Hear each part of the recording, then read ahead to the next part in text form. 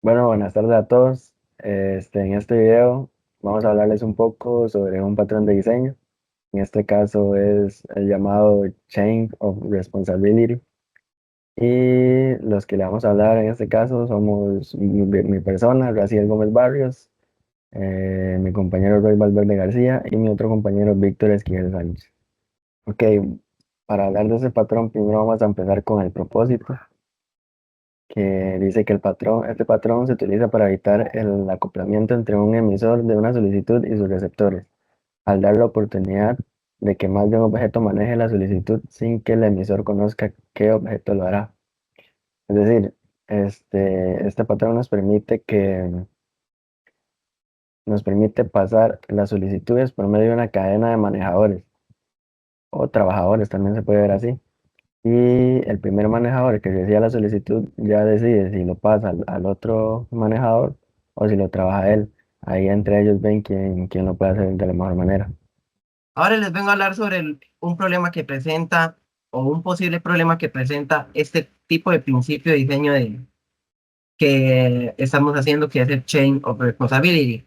Imaginemos que tenemos un sistema de autenticación, ya sea para entrar a una cuenta bancaria, donde cada manejador se va a encargar de una específica autenticación, que tenemos, por ejemplo, la verificación de token, la verificación de usuario y contraseña y la verificación de autorización de terceros. Supongamos que en ninguno de estos casos pudieron cumplir con la solicitud o la función de cada manejador.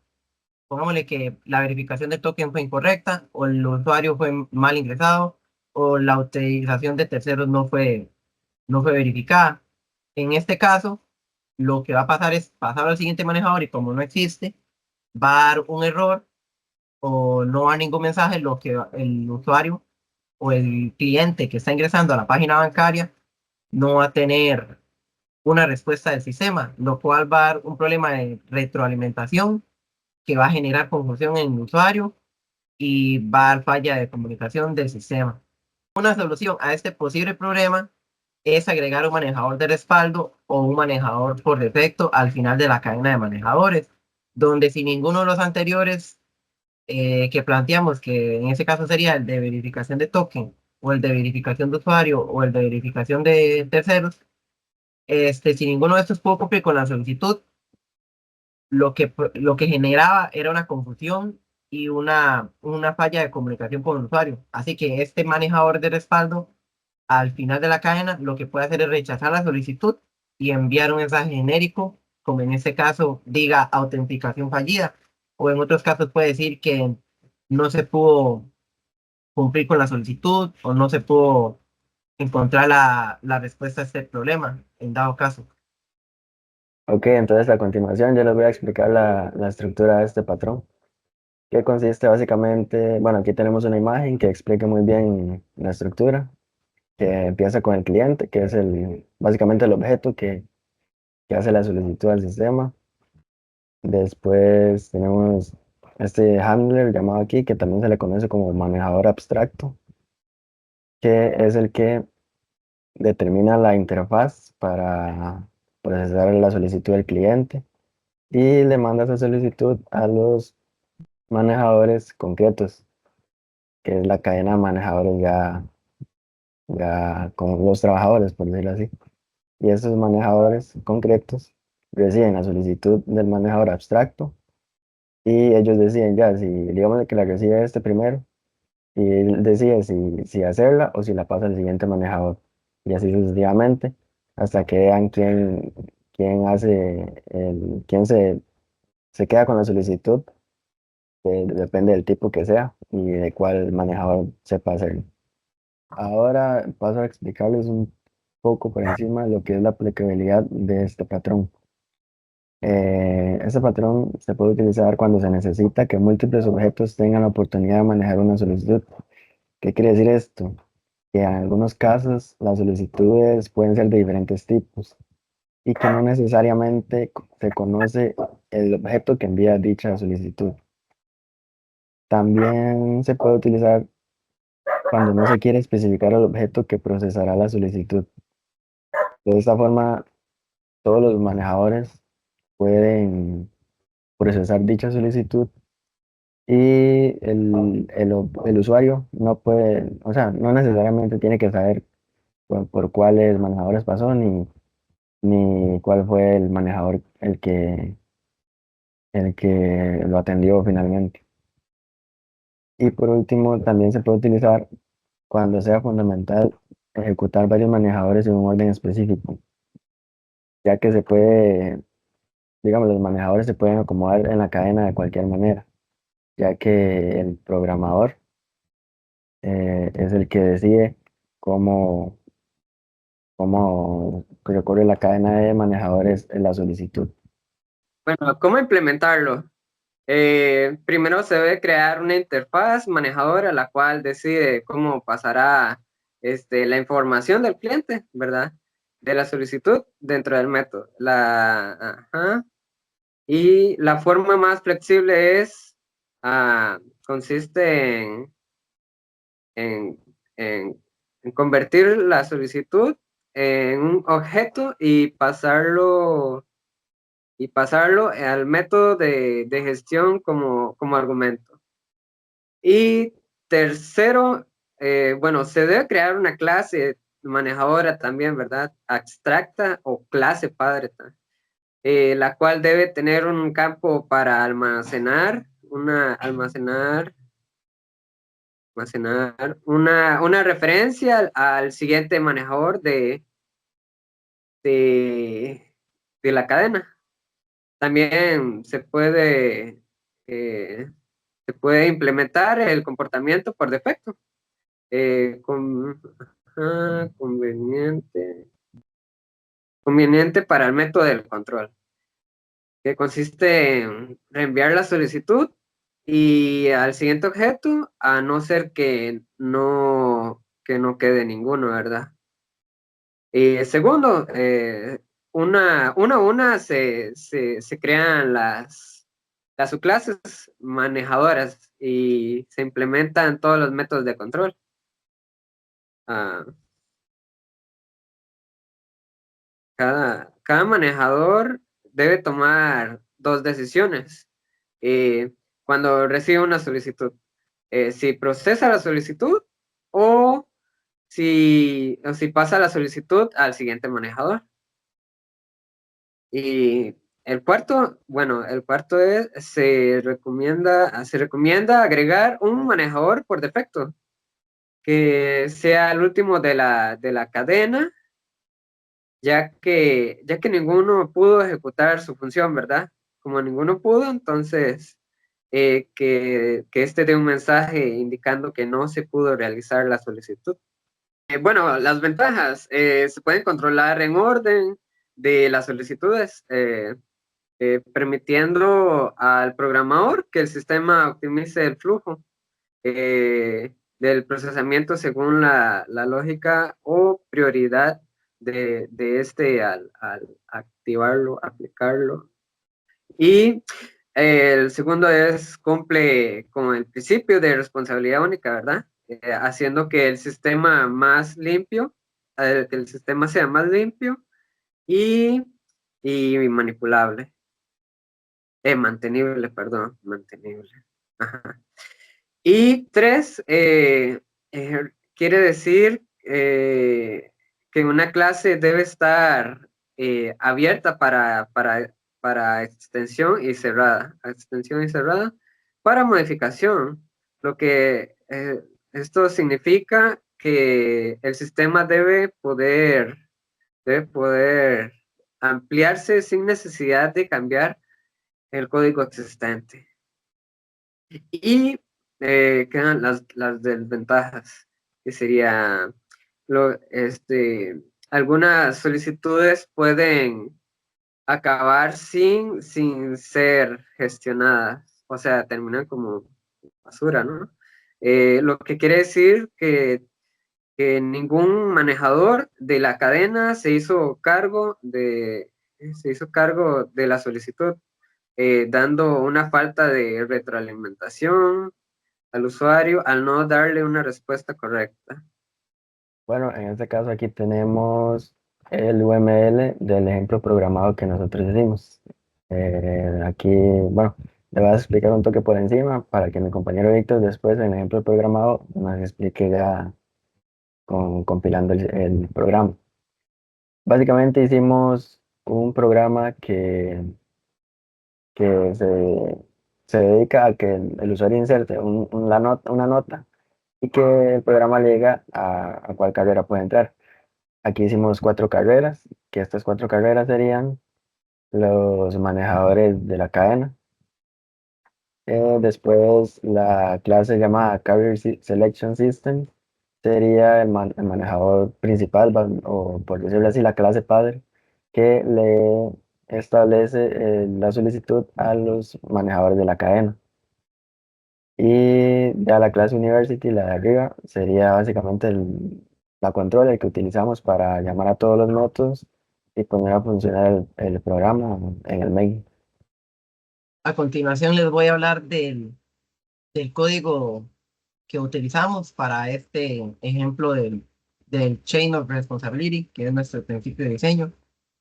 Lo que hicimos fue crear una clase padre, perdón, en el paquete de domain, donde esta clase padre le va a dar a las subclases estos métodos, que sería el getCareer, que tiene como parámetro un entero, que ese entero vendría siendo el puntaje que se ganó el usuario en el examen de admisión.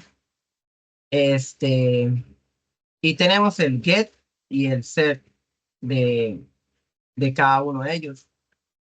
Si podemos ver, vamos al secretario de comercio, que es nuestra clase de secretario de comercio, donde lo que hacemos es crear la subclase de esta clase padre para tener los métodos de él.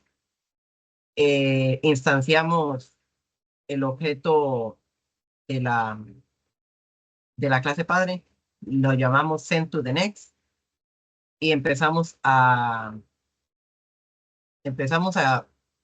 codificar o a modificar el método getCareer, que por decirlo así lo recibió de la clase padre, que sería Career Selection System. Lo que hicimos fue hacer un if que, ¿verdad? Tiene como parámetro el puntaje del examen.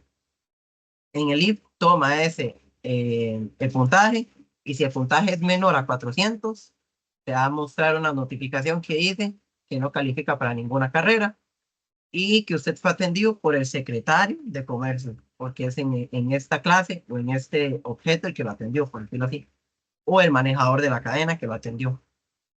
Si tiene entre 400, mayor a 400 o igual a 400, y que sea menor a 500, o sea, hasta 499, se va a mostrar una notificación que diga que usted califica para estudiar comercio y que usted fue atendido por el secretario de comercio.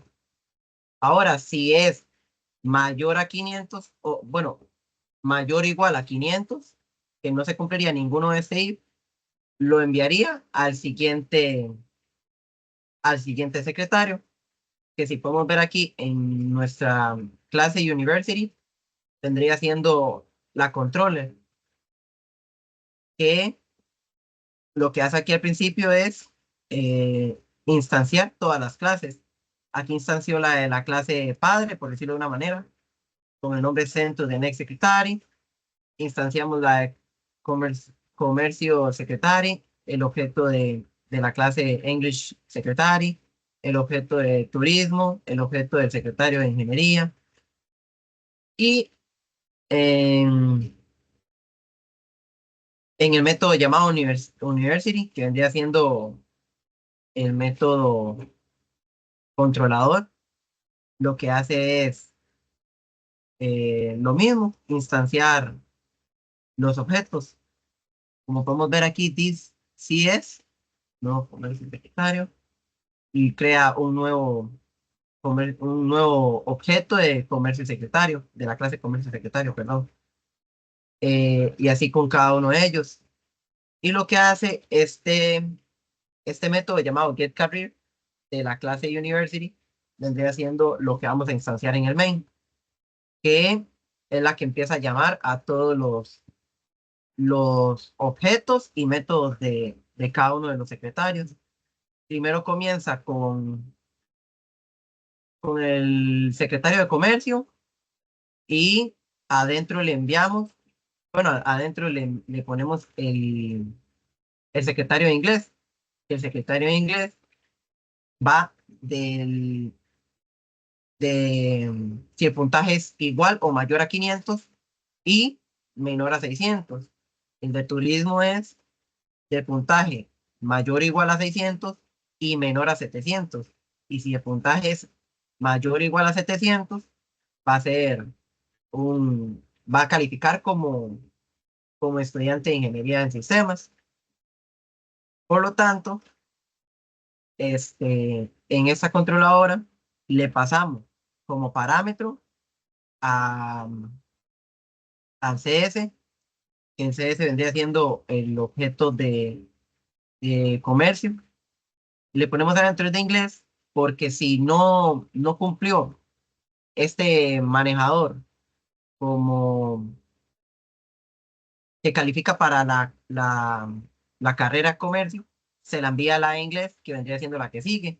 La de secretario de inglés se la envía al de turismo, que sería la que sigue. Y si el de turismo tampoco cumple, se lo envía al de ingeniería, y que ya el de ingeniería es lo máximo que se puede alcanzar.